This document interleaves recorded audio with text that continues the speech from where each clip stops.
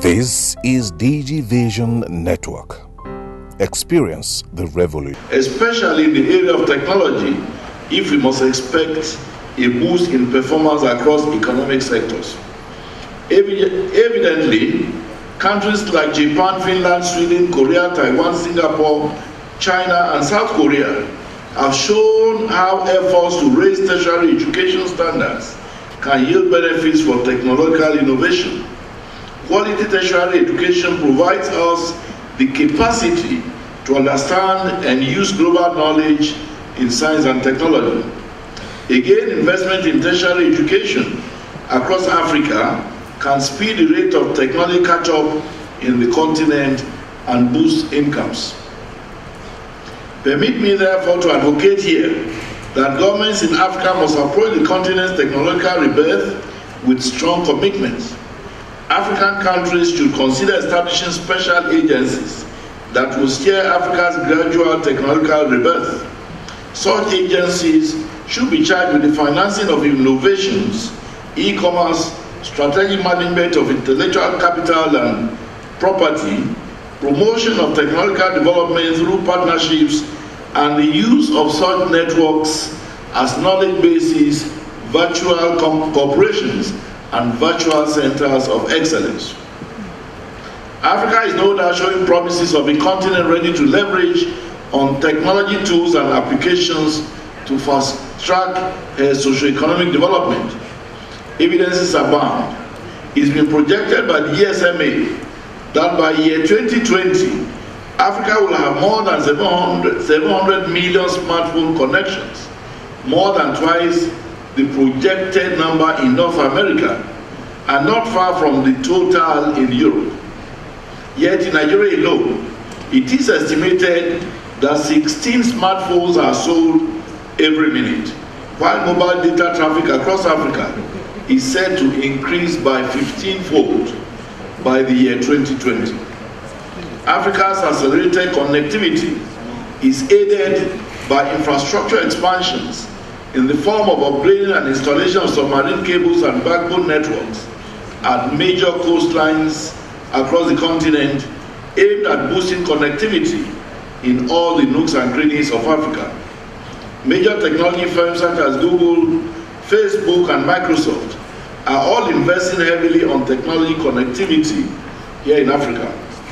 Ladies and gentlemen, let me reiterate here that the President Muhammadu Buhari-led administration is determined to build a better future for Nigeria using innovations in science and technology. Already the President had approved a Science and Technology Roadmap 2017 to 2030 to drive this initiative. We plan to strengthen the technology and innovation ecosystem by supporting the development of innovation hubs in partnership with the private sector. Furthermore, the federal government will set up a Creativity and Technology Council to support innovation and startups in the creative industry. We already have an Industrial and Competitiveness Council where the likes of Dangote and bigger businesses already advise on policy. Whereas the Creativity and Technology Advisory Council will work with three startups, creative and entertainment industry, industrial and competitive council, which are the vice president chairs. Bigger players in the industry provide solutions and advise on policies that will improve the nation's business environment.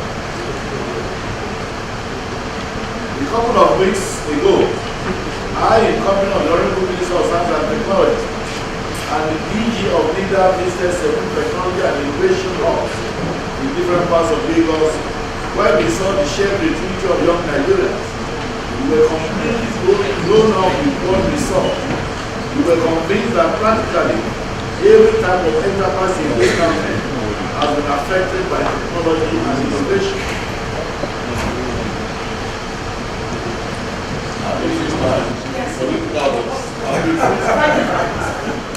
The government recognizes that technology is imperative to promote commerce and trade in contemporary society and has collaborated with a number of hubs to create a seamless environment for them to thrive. We are currently working with such hubs as the Northeast Hub, which focuses on the use of technology and innovation to tackle the humanitarian challenges in Northeast Nigeria. The Civic Hub in Abuja and the Climate Change Hub in collaboration with the Lagos Business School.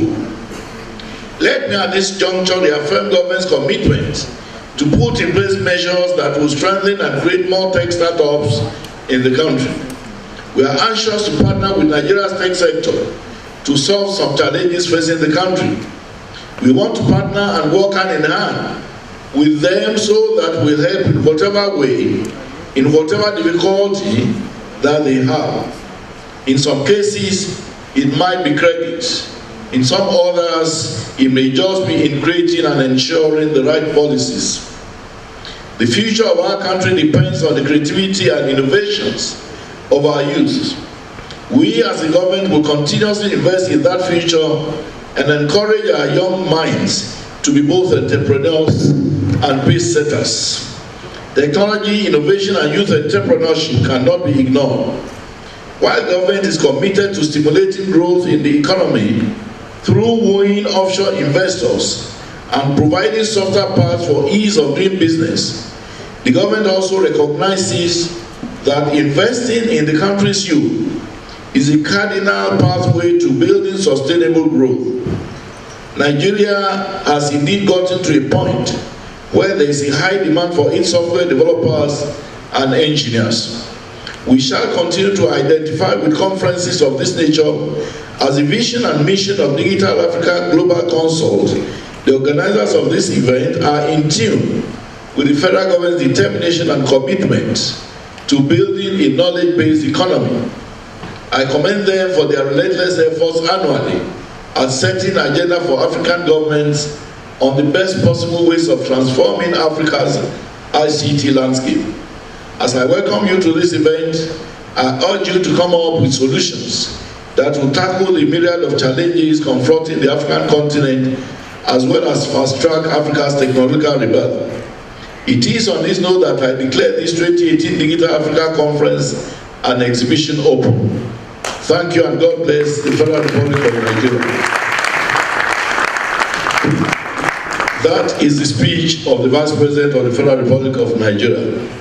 Before I sit down, even though I have been represented, I just want to remark that all the speeches earlier made have been taken note of. In particular, Reverend Oye made certain suggestions. I have spoken with him, I will relate with him, and I'll ask him to give us a comprehensive memo that we can implement. Thank you so much. This is DG Vision Network. Experience the revolution.